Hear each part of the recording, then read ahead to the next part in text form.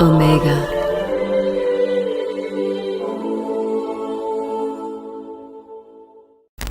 Thank you for joining us on Easter Sunday. Well, we have quite some things to share with you today, don't we, Leslie? Yes, in fact, a number of really amazing revelations will be revealed to you today. A lot of things coming up here. I am Bishop David Griffin, and I'm here together with Reverend and High Priestess Leslie McQuade. Now, Leslie is both a Reverend and a High Priestess, as she is both an ordained minister, and at the same time, she is also a Wiccan High Priestess. And how that came to be is going to be an interesting story that Leslie will tell you today. As for me, I've been involved in esoteric studies for a very, very long time. And actually, the whole thing began for me when I was a kid. And growing up as a teenager, I began to realize that there must be more to Christianity than what I was experiencing. And it seemed to me that the message that we were getting in the Bible was only part of the story. Because we were hearing the message that Jesus was giving to the masses, but very little about what Jesus was teaching his disciples. Seems a little strange, doesn't it? What we would like to share with you today are a whole bunch of interesting things. Today is a very special day. In fact, it's a historic day. Today is a weird Easter, no? Very strange. For the first time in almost 200 years, the egg celebration at the White House will not be taking place. Oh, that's so sad. It's tragic. It's tragic, and many, many other things. Believe it or not, there are today people who are being arrested for going to church. Well, if not arrested, ticketed. It's been going on for a week already. Folks, we are in a serious situation here. It's very serious. No, Leslie? It's incredibly serious. We are all under house arrest. We are involuntary prisoners in our own homes. Exactly. And there is absolutely no reason for it. This should show us just how quickly freedom can disappear. In fact, freedom can disappear very quickly. Look what happened to us. So fast, just because of a virus. Might not have even been a virus. Had they said it anyway, we would have all reacted the same. What we have shown here is just how quickly humanity will acquiesce and put up with totalitarianism. I mean, we are, for all purposes and effects, under martial law already, at least for now.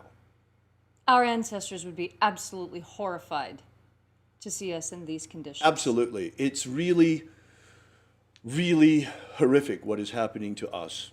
Now, you may ask, so what does all of this have to do with what we're doing here today? Well, we're here gathering today in a religious, spiritual service and webinar where we're going to be transmitting important information on Easter Sunday in the last remaining refuge where we can actually gather together today. I mean, that is not cool.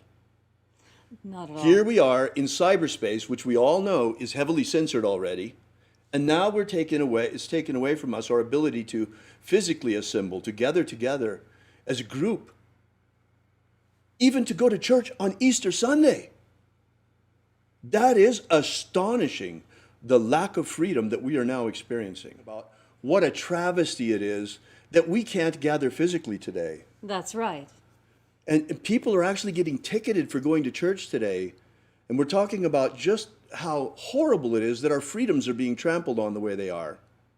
They've even announced that in certain areas of the United States, big box stores such as Walmart and Home Depot are going to have police checking people's carts as they exit to make sure they have not purchased any unnecessary items, or perhaps that they have purchased more items than they were allowed under rationing.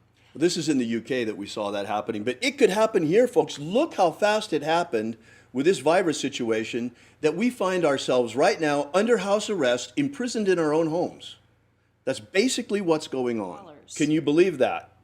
On Easter Sunday, they're giving out tickets. There are towns giving out tickets for people going to church. People who have never even gotten a speeding ticket, 80-year-old little ladies who just go back and forth to the market and to church are getting these massive tickets and being threatened with jail time simply because they choose to go to a parking lot and sit in the isolated environment of their car to listen to the broadcast of their favorite preacher on their own radio.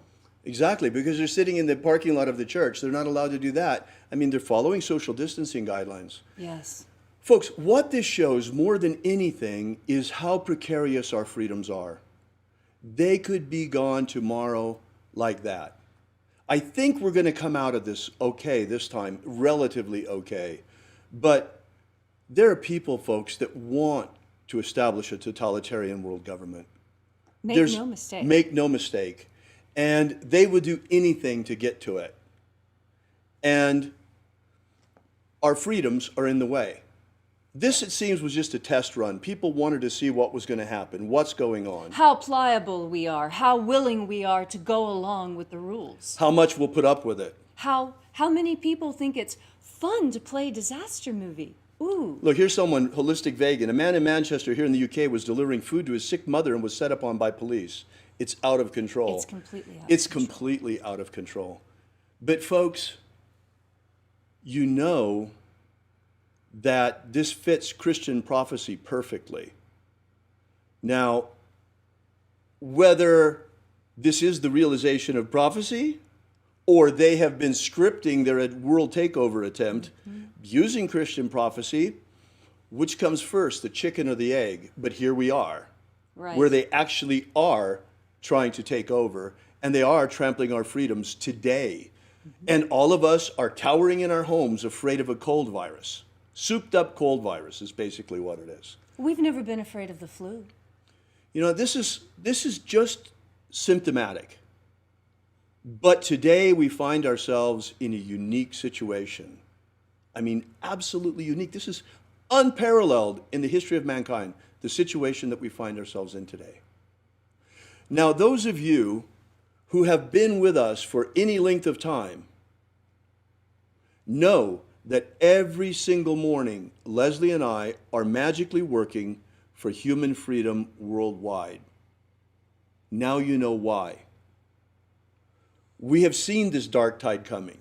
We've been fighting against it. We've been trying to turn the Titanic around and get it away from the iceberg. Encouraging people to help us Right. lend their energy. Right, to the cause of human freedom. When our freedoms are so precarious, on the edge of a razor blade, and could be gone tomorrow. In fact, according to Christian prophecy, the Great Tribulation is coming. And it looks like it's upon us, folks. I mean, look around. Look around and look at what's happening. They're already experiencing the Great Tribulation in China. People are being Right. burned alive. Right. You know, there were Overdose. stories coming out of China of the crematoriums burning people who died of COVID-19 and hearing screams coming out of the crematoriums from people that were still alive. I mean, this is happening in the world today. Today. And just because you're not experiencing it face to face doesn't make it any less real or Right. any less dangerous to you personally. I mean, you saw how fast this virus got around the world, and we all got affected by it. So, here we are, folks, in this weird situation. It's absolutely bizarre. Very, very strange situation. Never heard from before in the history of mankind. The whole world is basically under house arrest. All of us. In one way or another. Half the world, but I don't want to exaggerate. Right. But pretty much. By one little virus. That was all the change that it took. Now you see how precarious it is.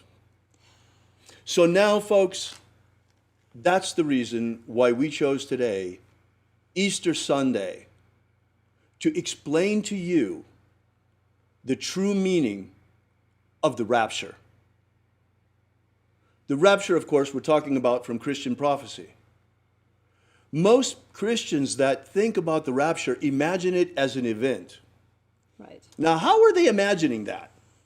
If you think about it. It was described to me as people would rise up all at once, and there would just be a massive all of these uplifting. people coming out of their graves and flying up to meet Jesus in the air. Sounds more like a zombie movie or an episode of Resident Evil if you've got all of these decomposed bodies suddenly flying up into the air. I mean, it's kind of an unrealistic image, folks. And it's all based on a couple of verses and an interpretation, one interpretation of those verses. Mm-hmm. Well, certainly, folks, the rapture is here. It's right here and right now. This is our last chance to get off this rock before the coming tribulation. And have no doubt, it is coming. Bill Gates has already invented digital tattoos to see whether or not you have the COVID-19 or whatever virus. They're coming with it, folks. They're going to try forced inoculations on the entire humanity, and they're going to put subcutaneous digital chips in our bodies that you won't be able to buy or sell without. You won't even be able to leave your home without permission. We're being chipped like wildebeest in the field. Right, we're being chipped like animals. In fact, we're being herded like animals. In fact, they're trying to cull the herd of human beings. In fact, they'd rather kill us all and replace us all with robots, or as many of us as possible. Don't kid yourselves, folks. We're in the battle of our lives. We are. We're in the battle of our lives. And don't think, just because you're Christian, you're going to get raptured out of here and you're not going to have to fight in this battle. That's not the way the rapture works. And don't think that just because you're pagan, that you're removed from all of this and you're in some other little bubble. You're under house arrest today, too. We're all in the same bubble. All of us are in the same boat. Everybody. That's why it's very important that you understand that this is a prison planet. One way or another, we are imprisoned on this planet. We're imprisoned in this physical body, if nothing else. And it has always been through the history of mankind that there has been an elite controlling everyone else. What kind of freedom is in that? The freedom to obey.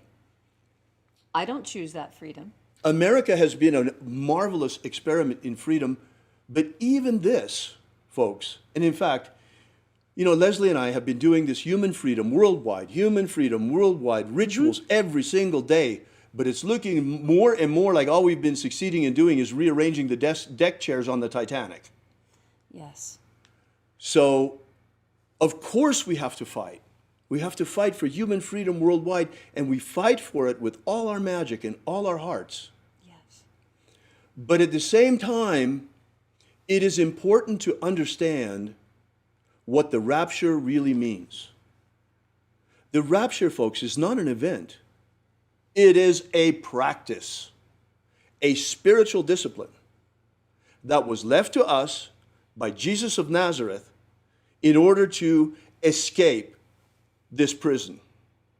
In fact, Jesus Christ successfully escaped, and he left the escape plans to us.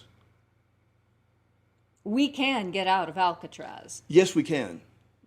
Now, well, who are the guards then? What's going on here? Who are we imprisoned by? What's happening here? Folks, if you take a look around, you will understand that this planet is invaded by demons. Entities from another dimension, from a lower dimension, that hate us. Desperately loathe us. They want us to be gone. And unfortunately, there are human beings and black magicians that are in league with them. Who, for some reason, appear to hate their fellow humanity. They would rather have personal power and lord it over us. That is not going to work the way they think it is. Right. Not at all. Not at all. Not at all. So therefore, it's very important. If I had told you this any other Easter Sunday, you would say, he's nuts. And there are people for sure that are watching this right now that are saying, he's nuts. But you will see. With time, you will see. Yes. What matters is that it was never intended that we human beings should come back incarnation after lifetime back to this planet. That was never the idea. This is a garden of souls, folks. The earth is a garden of souls. This is our kindergarten. This is our childhood. This is the first stage of life for us. Every single human being, including you, has a divine spark inside. A spark of divinity that comes from the highest dimensions, inside light. There's a luminous spark inside each and every one of us that has the potential to blossom into a mature soul, a mature energetic body, into which we can project our consciousness at the moment of death, becoming consciously immortal and transcending to the higher planes. All of the great initiatic traditions of history have talked about this, folks. Yes. So what I want to talk about a little bit are a couple of books that many people are very, very familiar with, and most have read at least one of them. Right. The Tibetan Book of the Dead and the Egyptian Book of the Dead. Right. Now, what makes these two texts so interesting? Well, first, Jesus would have probably had access to the Egyptian Book of the Dead. Right. It was in existence at the time of his life. So too, the Tibetan Book of the Dead. And there are those who think that perhaps a journey was made at some point during the missing years of Jesus, and maybe he studied in India, maybe he studied in the East. There's no definitive proof of that we've found thus yet. That being said, there are amazing synchronicities between the Tibetan Book of the Dead, the Egyptian Book of the Dead, and the process of rapture. Folks, early Christianity did not look at all like it looks today. Things have changed over time. In fact, the biggest change was the coming of the Roman Church, especially the coming of the Roman priesthood and Roman Christianity becoming the official religion of the empire.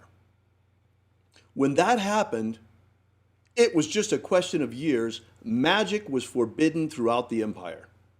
Imagine that. And in fact, they began to eliminate all trace of Jesus' magic from canon, completely scrubbed. And people until today have been told that magic is evil. You would not believe it, folks. It is absolutely unreal. One would think that things have changed after 2,000 years. You see, back in Jesus' day, they accused him, the religious leaders of the day, the scribes, they accused him of casting out demons by the power of the prince of demons. In other words, being in league with demons himself. Jesus' answer was, a house divided against itself cannot stand. As we see in the United States today. I know.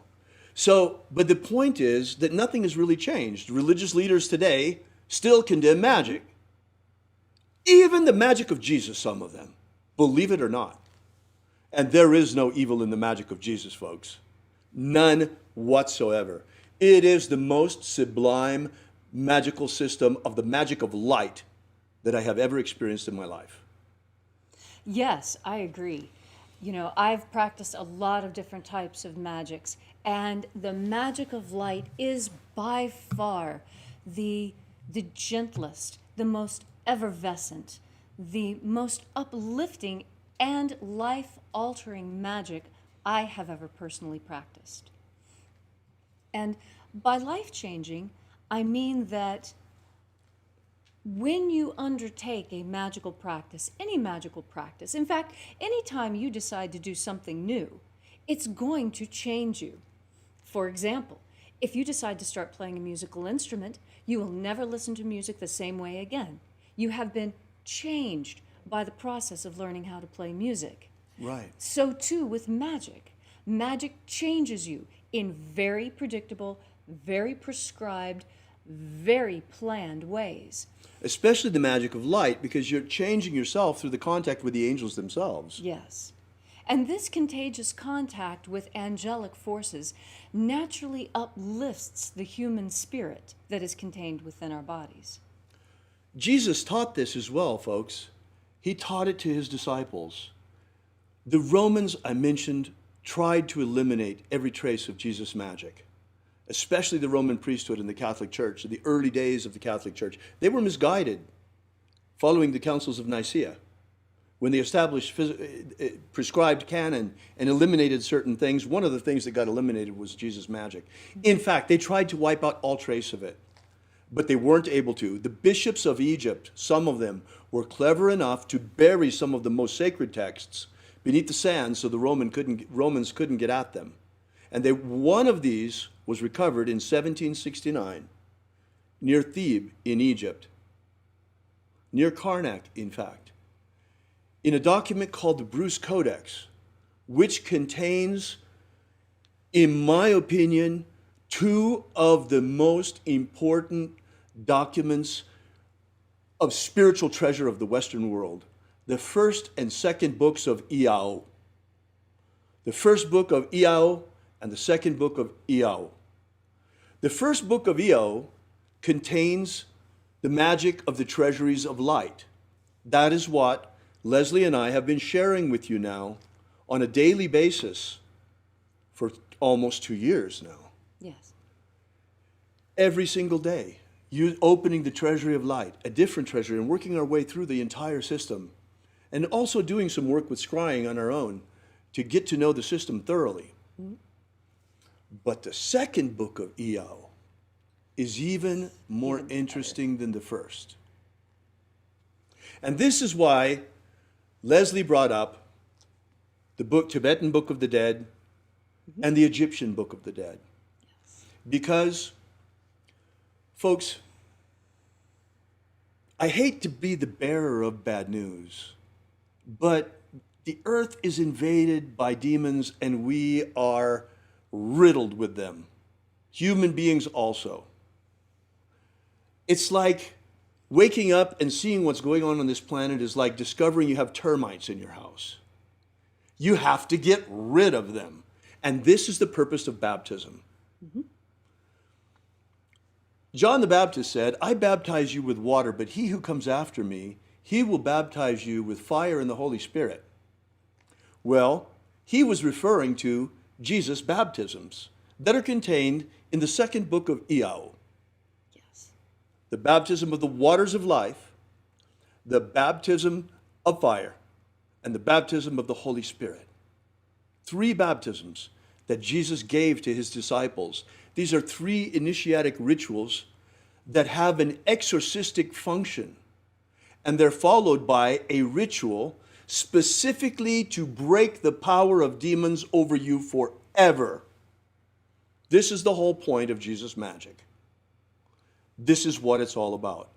It's about liberating ourselves from the demonic forces that have us today imprisoned in our own homes. And it's possible. So this is what the magic of Jesus is all about. And it's followed by the mystery of the forgiveness of sins. And then the most important piece of the whole thing, the magic of jailbreak, the magic of rapture, the magic of rising on the plains and getting past each of the guardians as we rise. It is the magic of resurrection into the kingdom of light.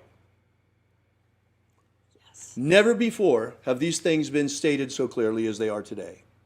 Mm-hmm. Mark this day, April 20th, 2020, for this is the day that the beginning of the rapture has been proclaimed, mm-hmm. as we are proclaiming it right now. Because the rapture is not an event.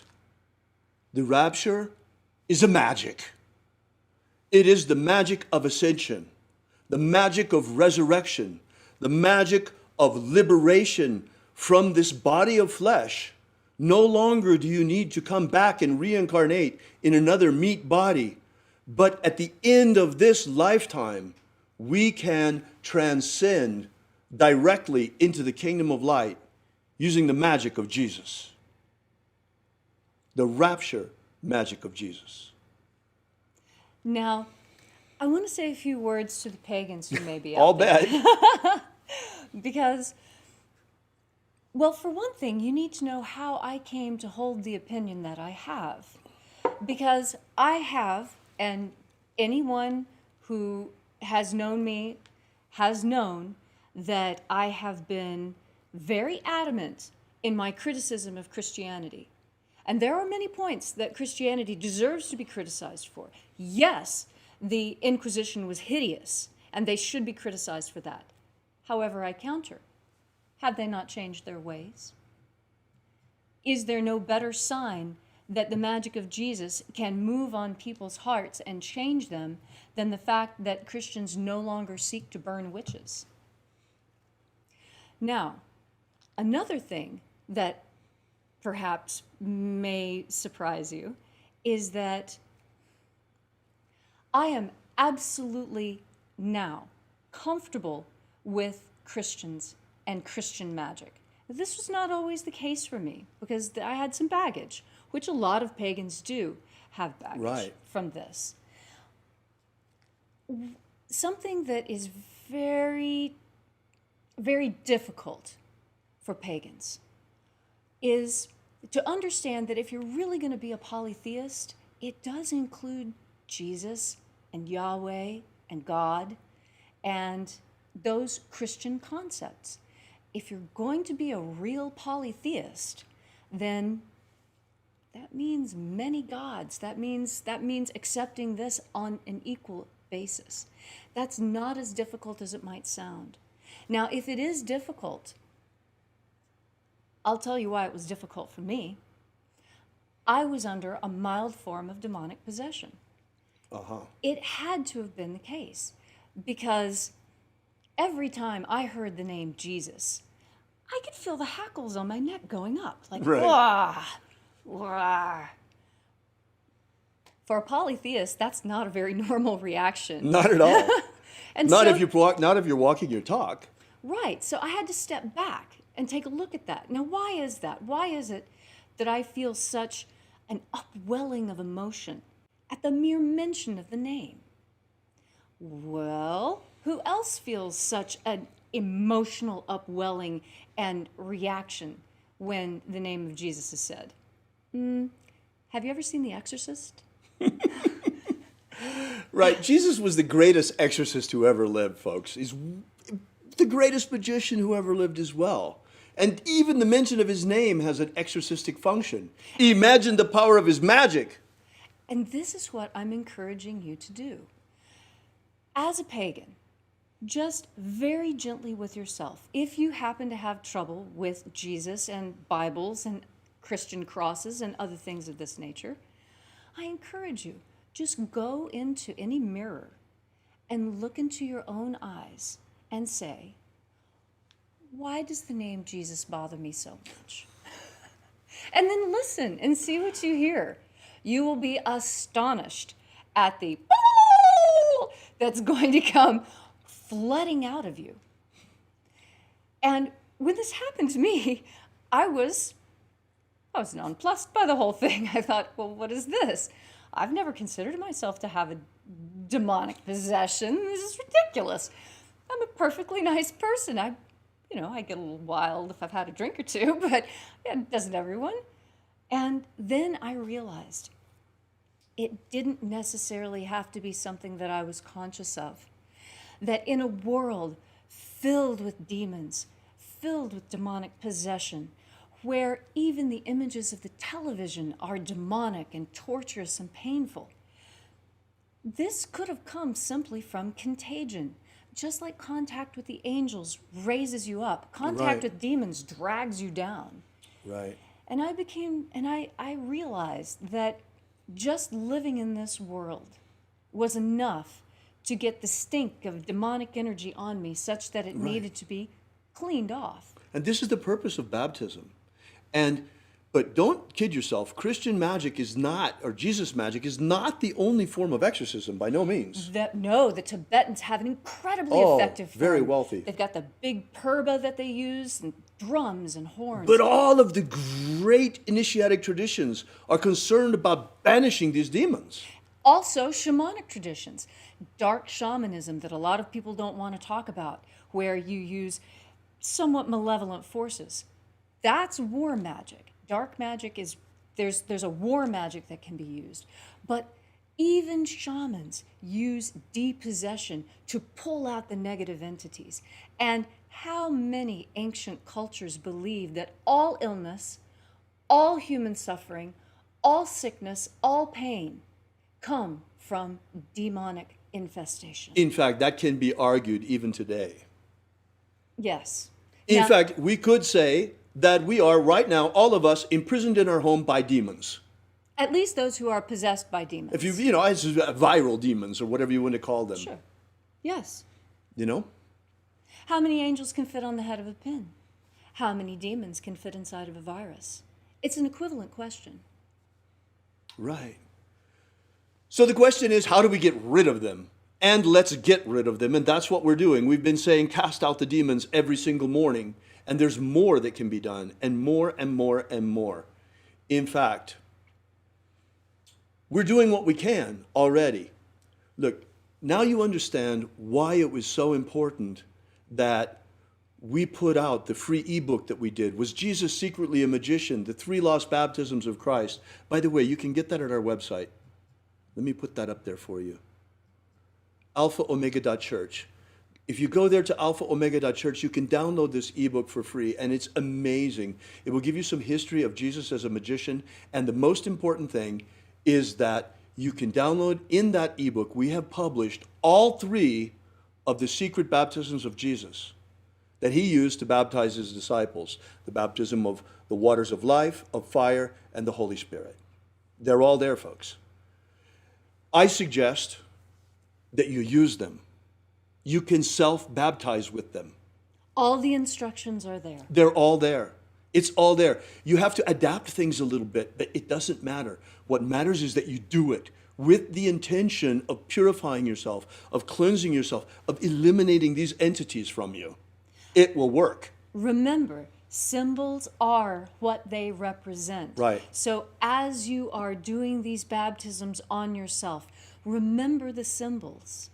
That is what's going to help the most as you cleanse yourself of these negative entities. Right. It's important that you know to do this yourself and you practice it and you see for yourself so that to empower you as you. But still, it is important that the baptisms actually be conferred, and all will come in its due time. We had planned to begin the baptisms this year on the 24th of June, on St. John's Day. But as you can see, the demons had other ideas. Now, instead, we're all imprisoned in our homes. But I promise you this, the day will come when we are free to communicate baptism on the 24th of June, on St. John's Day. And we will begin to communicate the baptisms to those who would like to have them. As John baptized in the desert, so do we. There's a reason for that. Why did John baptize in the desert? Because of the powerful sun there, the God force energy, how strong it is burning in those places at that time. We will communicate these to you. I will baptize you with the waters of life, with fire, and with the Holy Spirit. By the way, my middle name is John, for those who may not have known that. Let me say a word to the Christians. This message, the message of the rapture, is not exclusively for Christians. In fact, this is one of the things that has gotten me in trouble more than anything, is the fact that I have Leslie by my side. Hi. A pagan high priestess, which I have insisted on from the very beginning. We have been berated by certain religious leaders, folks, for that. I've been accused of many things, but mostly they don't like the fact that Leslie is here. Too bad. The message of the rapture, the magic of Jesus, is for all who want to practice it, not just one sect or another. This is a magic of liberation, folks. It is the patronage of all humanity, of all human beings. The magic of freedom, the magic of ascent, the magic of resurrection unto eternal life in the kingdom of light. The kingdom of light is a very real place, folks. It is a dimension at the speed of light. And that's where we're going using this magic. But the bad news is, this is our last chance, folks. Like I said, we've been trying to turn the ship around, avoid the iceberg, turn the Titanic around. So far, we've only been able to rearrange the deck chairs. That's why today that we're all imprisoned in our homes, we are bringing out the magic of rapture and the message of the liberation that comes with the magic of Jesus. Now, it's very true that this message is not just for Christians, because, in fact, in Jesus' day, there weren't any Christians yet. There were only those who followed him. And those who followed him came from every stripe and description. Right. Mary Magdalene came from the city of Magdalene, which was a port city, very much like Alexandria, and had every religious and magical stripe that you could think of there. And yet, with all those different choices in front of her, she chose the magic of light. And I believe I know why. You see, when we're talking about the rapture, that's a thing that we get to experience. Easter talks a lot also about the resurrection. And this, I think, is very important because I want you to understand my understanding of what the resurrection is through my particular lens. I've studied a lot of different cultures and a lot of different magical systems in my past. And the resurrection fascinates me. And one day in meditation, I received an answer to my question. What is so important about the resurrection? I mean, it just seems like a strange story to me. For pagans, the most important idea, the thing that you really need to understand, is that it wasn't the cross, it wasn't the torture, it wasn't the moving of the rock after 3 days. It was the fact that he could leave his body at will and return, even when the body was, for all intents and purposes, physically dead. No discernible heartbeat, no discernible breath, no blinking, stick a needle in his eye, he doesn't flinch. Okay, must be dead, take him down, put him away before he stinks, right? It is amazing that someone could physically disconnect their spirit from their physical body, leave, and then come back and reanimate that body. That is a magical power that I am awed by, to be quite honest. I have seen some really incredible acts of magic. I've seen telekinesis. I have seen levitation. I've seen some really kind of startling, freaky things as well when I was hanging out with the Indians. But I have never seen anyone who has the ability to die and come back. That is a magic beyond all others. And what that says is that his light body was so fully intact and so functional that it was ready right when he needed it. And he could just bloop, step right into the new suit and out of it and back in and out again. And this is talked about in the Bruce Codex, how he was able to put on the robe of light. The robe of glory, exactly. He recovered his robe of light. You know, this story is quite amazing. And it's very important for the Christians out there to understand that Jesus' main message was not salvation. His message was abundant life, here and now. And you can have all the life you want. We call it God force energy. You just have to learn to assimilate it and shine it. This is the most important part of his message. And it's the part that Christianity today has lost, because the pastors of today, by and large, are but the blind leading the blind, as was the case in Jesus' day. In fact, many of them condemn the magic of Jesus itself, when it is the true magic of true salvation, the magic of transcendence, the magic of resurrection unto the kingdom of light, the magic of ascent into the luminous dimension inside the sun. And that's another thing, folks. Why is it that humanity still today apparently can only imagine life on other planets and not life in other dimensions? Why do we have to think that there could only be life on a planet in another solar system? Why not? Why can we not even imagine that the stars themselves are teeming with life? Life not like what we know, because it's a luminous life, not material. Right. We scrape together our pennies and send it to the government so that they can build these fabulous machines that carry them places to grab little samples of water and look and see, are there protozoa? Is there life?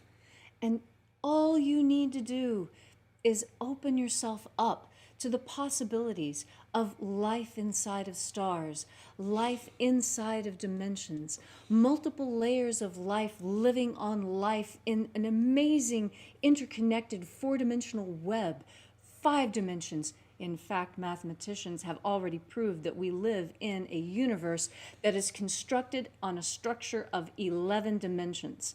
Wow. We have access to only 3, and peripherally of a 4th one. So why do we think we know what life is? Why do we think we know where it can be found? Those who practiced in the past ancient magics, in fact, had more knowledge of life in other dimensions than we have.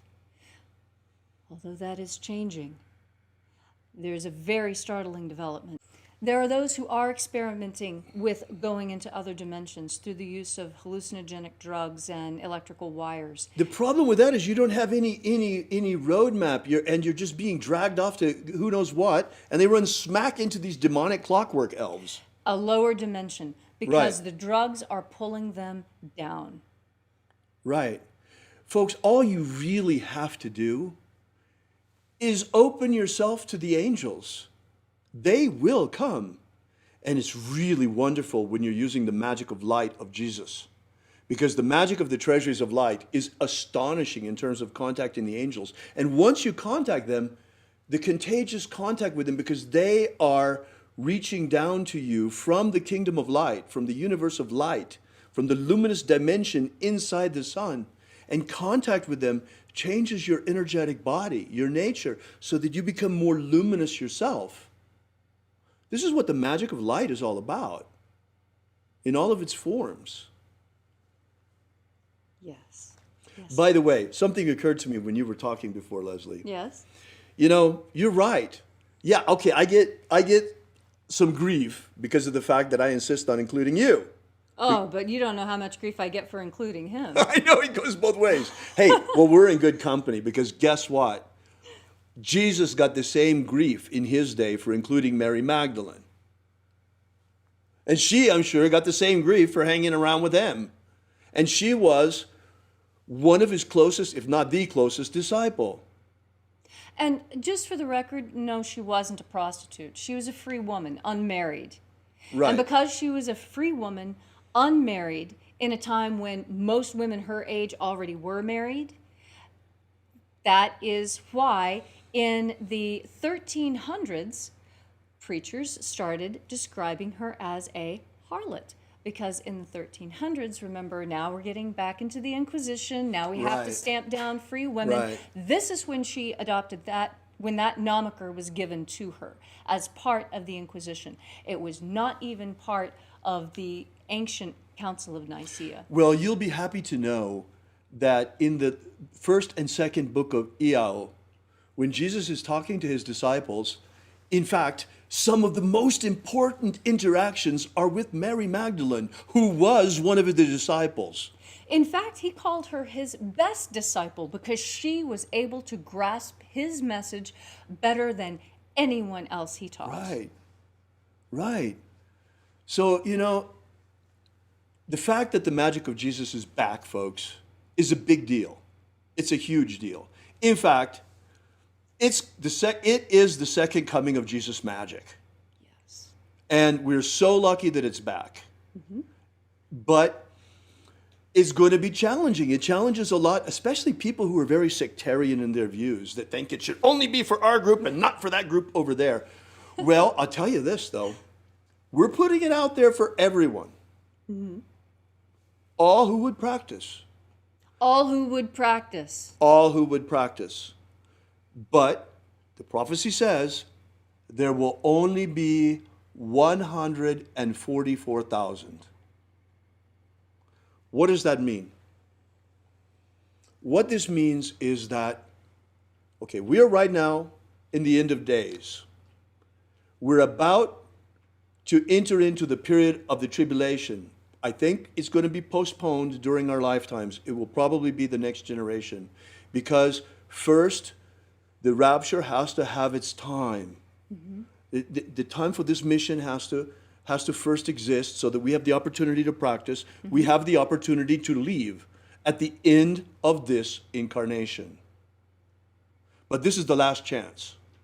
At the end of this incarnation, for those of you who decide, instead of to transcend and become the luminous being you are destined to become, if you decide to keep coming back, things are going to get worse, folks. It's a lot worse. It's not going to be... It's going to make the lifestyle of Upper Paleolithic mammoth hunters look like a picnic, okay? Just so you know, it's really going to be incredibly uncomfortable. Well, they certainly don't want us to have a lot of freedom.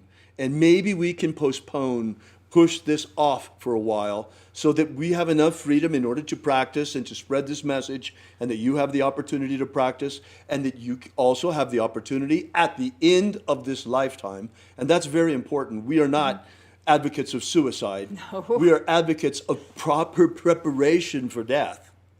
And that's what is important. That's why I mentioned the Egyptian Book of the Dead and the Tibetan Book of the Dead, because these are training manuals for the process of death. Right. And we also have this in Christianity in the first and second books of Iao. In fact, the book of the practice of transcendence of rapture is in the second book of Iao. And it's much simpler in the texts that Jesus left than it Very is in the, oh my straightforward. goodness.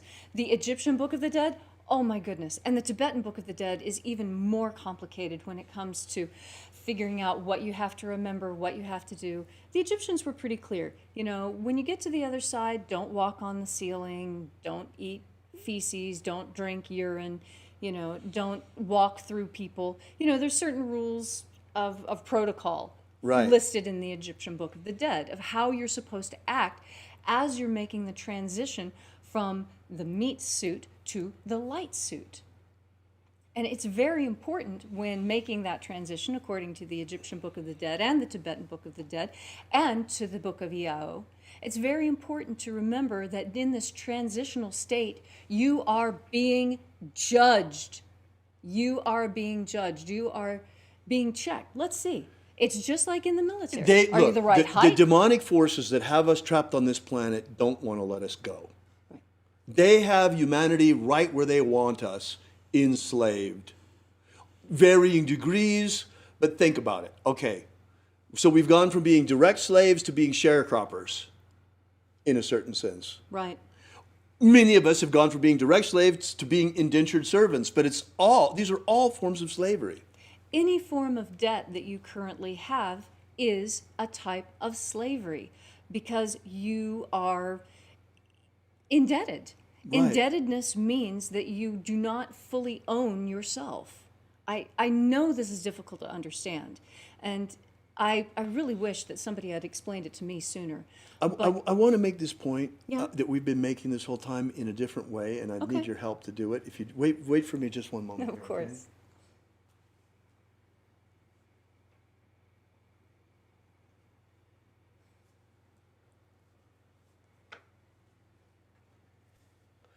I think you've seen this before. Join me up here where they can see it too. Okay.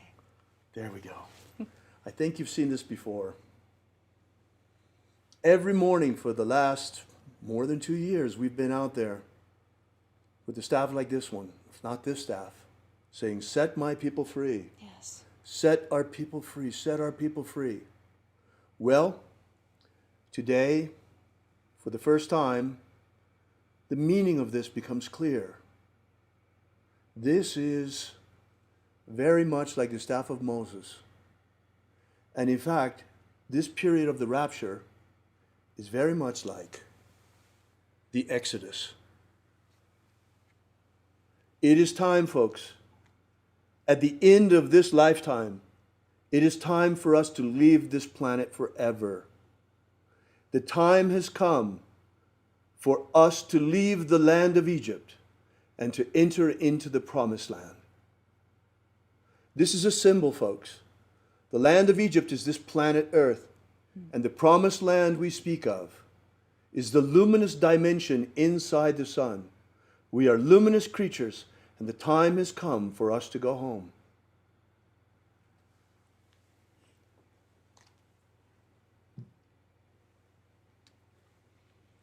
So we urge you, begin with the practice of the magic of Jesus. Join us in the mornings, daily, or on the restreams of our rituals. Vibrate the names of the angels with us. They will help you. They will guide you. They will help you to assimilate more God force day by day, day by day. Practice the baptisms. Yes. Practice the baptisms. Baptize yourself. Purify yourself with the intention of raising your consciousness and purging yourself of negativity and demonic entities and influence. And really do try it. Go to the mirror. Ask yourself if you have trouble saying the name of Jesus with a smile on your face. Find out why. You may discover that, like me, you have a contagious demonic infestation that needs to be removed in order for you to become more luminous. Right, exactly. And that's the point. I haven't done this because I want to be a Christian. Now, if you really have a huge problem with Jesus, use another kind of magic. I mean, use another kind of magic if you have to, shamanic magic or whatever it is. Yes. But depossess yourself. Yes. This is very important. It's not that difficult to do. In some cases it might be. You might need some help from someone. There's plenty of people out there who are willing to help with this. Right, You can lay hands on yourself. right.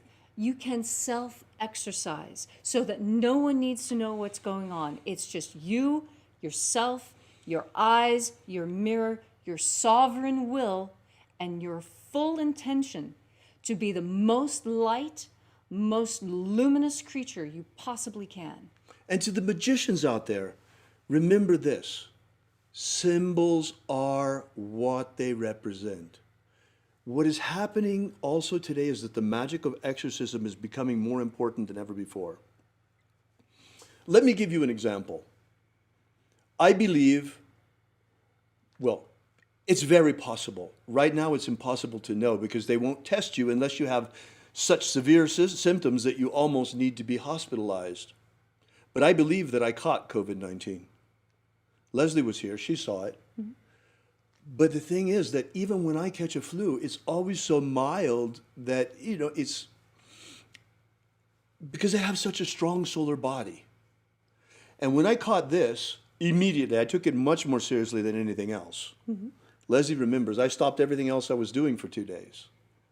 Increased my supplements, upped to 100 milligrams of zinc every day, 4 times a day, 1,500 milligrams of time-released vitamin C, increased my dosage of vitamin D3, vitamin A, all of the things that I could think of to strengthen my immune system that I had here on hand.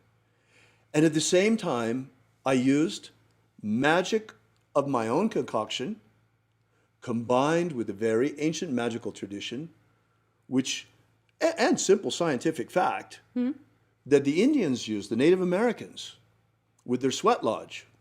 So what I did is from the very moment that I could feel something coming, you can tell, a little bit feverish, a little bit extra mucus, little tingle in the nose, I upped the supplements, and I began to dedicate my time to taking one sweat bath after another, to sweat out as much as the virus as I possibly could, and ritualizing that bath, sweating out demons, banishing all demonic influences from me through my sweat as I was sweating out virus. And guess what? Within 24 hours, I was healed.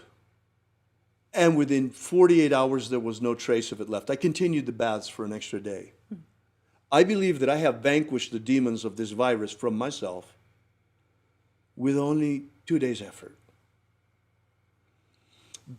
This I explained to you as a way of showing you how you can use spell work also to achieve the same exorcistic function, because I know since there are a lot of pagans joining us, there are some certainly out there who have a problem with Jesus still.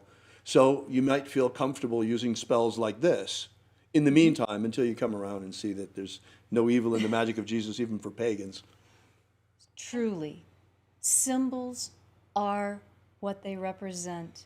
And when you look at these symbols, what you're looking at is what you think they mean, not what the people wearing them think they mean. You know, and this is why the magic of Jesus can be practiced by all. It is a set of spiritual practices, not a creed. All that you have to really believe is that it is possible at the end of this lifetime to ascend into the kingdom of light.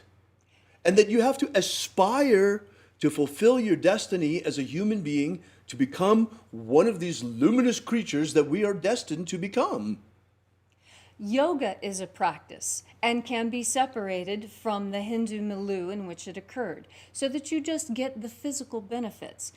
But most people don't realize that the yoga process itself pumps God force into you by the combination of breath and movement. That is the practice to bring more God force into yourself from that culture and time. We as Westerners now finally have our own system where we can build our energetic bodies, and it is through the magic of light. We don't need to twist ourselves into pretzels or recite 1,000 mantras or pierce our tongues in order to receive this energy, this insight, this knowledge. The magic of Jesus is the most powerful magic system that I have ever experienced, bar none. And I have experienced a lot. And so have you, Leslie. Yes. So, well, folks, that's really what we wanted to tell you today. This has really been a pleasure to be with you here on Easter Sunday. And the magic of light is the magic of life itself. And that's why pagans should be on board 110%.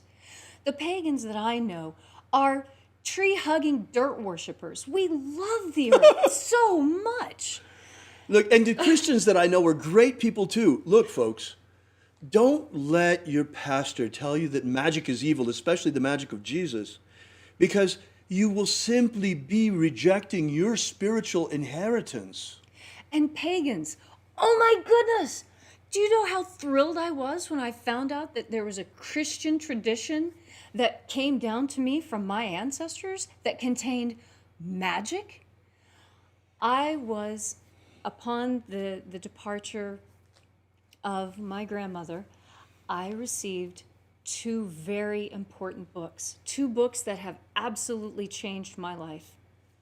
One was Bernard McQuade's Preacher's Handbook. Oh, wow. My great-grandfather on my father's side was an Episcopalian minister.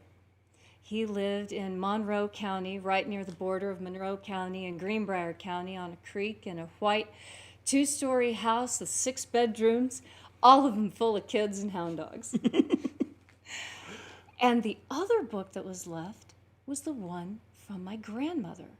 She had converted to Catholicism, and I had what had been given to her by her priest, a very old copy of the Order of the Mass. Wow. I have the consecration of bishops, how to perform a Catholic exorcism, the way the Catholic Mass is structured. It's in Latin, it's in English, side by side.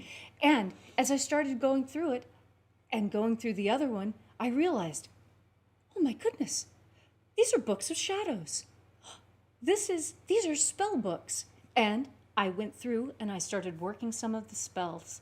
And the magic that is contained there is every bit as powerful as anything I learned from Manny Two Feathers. It is strong magic, and it's our birthright. Most pagans that I know are converts.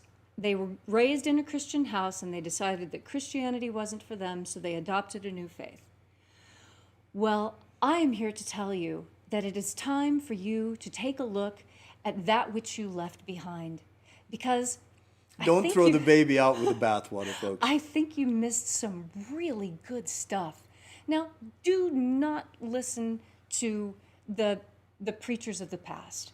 You know, religious zealotry is really a problem. Yes, I mean, it is. whether it's Islamic religious zealots or Christian religious zealots or pagan religious zealots. Or atheist all of zealots. these people that want to create these little boxes and exclude Right. everybody else. Well, look, folks, here we have got a magic of transcendence. We've got something of great value, of huge value, that is the patrimony of all mankind, and we can all use it to not have to come back to this dirt ball after we die. But this time, we go to the kingdom of light. We transcend. We're ready. We know how to escape. We know how to get past the barriers. Yes. That's the magic of rapture. That's what it's all about. And this transcends creed. Yes. That's the message. This is why you have a Christian bishop here standing next to a pagan high priestess, well, who is also a neo-Christian reverend. By the way, this is very important because, you know, Christianity has come to understand itself in a very particular way that is not completely harmonious with the magic of Jesus. And in fact, there are whole schools or aspects of Christianity that will certainly reject the magic of Jesus. But I've been a practicing neo-pagan for 30 years. I've practiced neo-shamanism. And when I looked at this system, Right, I couldn't see it as the Christianity that I remembered from my childhood. right. I could see vestiges of it. This is why we call it neo-Christianity. This is neo-Christian magic, folks. The magic of Jesus is neo-Christian. It's available to all. And I am perfectly comfortable with calling myself a neo-Christian, because what it means is that I have found the message of Jesus, the master magician, in a new way. Indeed. Indeed you have, Leslie. And both of us are really astonished by its power and its beauty and its glory, and we're so honored to be able to share these things with you and to play a role for humanity in bringing these things out. You know, neither one of us have any children left. Leslie chose not to have children, and then I lost my only son. Well, he was our son by that point. And after that, both of us, we don't really have any skin in the game here, folks. But still, nonetheless, we're out there every morning. Human freedom worldwide. Human freedom is trying to stop the Titanic from hitting that iceberg. Well, now we see that it's time not just to keep trying that, which we will every day. We're not changing that. Oh, yes, we're going to keep But at it's it. also time to man the lifeboats. Yes. And here they are, folks. Here's the magic of Jesus. Here are the lifeboats. We got to get out of here. At the end of this incarnation, this is the last chance. This is it. Prophecy says there will be 144,000 ripe souls ready to ascend, ready to resurrect. The 144,000 elect. Folks, are you one of them? That's your choice. Yes. If you want to be one of them, then practice the magic of Jesus and we will leave together. Remember? We will make this journey together. This journey to the promised land, to the kingdom of light.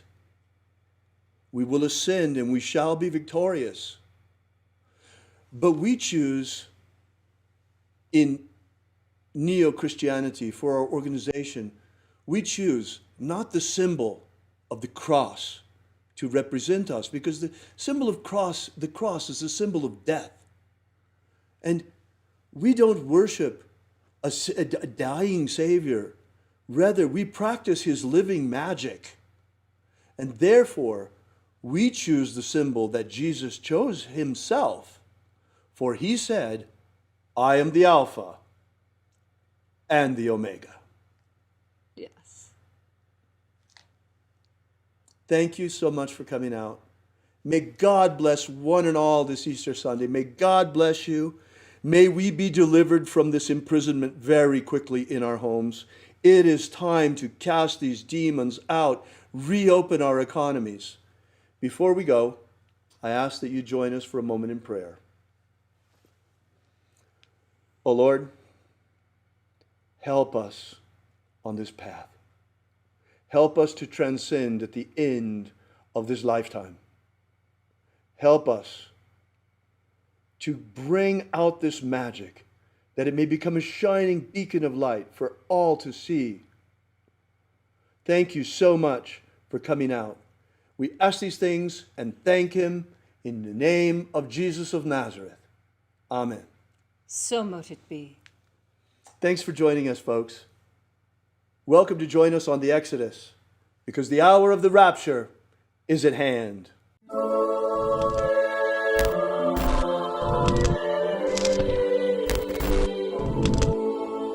Alpha Omega. Yesterday we released this brand new ebook, Was Jesus a Magician? Give you the basic background of the rediscovery of the lost books of Yahweh, how it happened, why they were repressed, why it is that the magic of Jesus was nearly destroyed and wiped from the face of the earth, and the miracle by which it survived. How we only have one precious manuscript of this ancient knowledge, and that's truly all there is left. Well, maybe in the Vatican they have it, but they're not about to give us that to fill in the little gaps that we've found.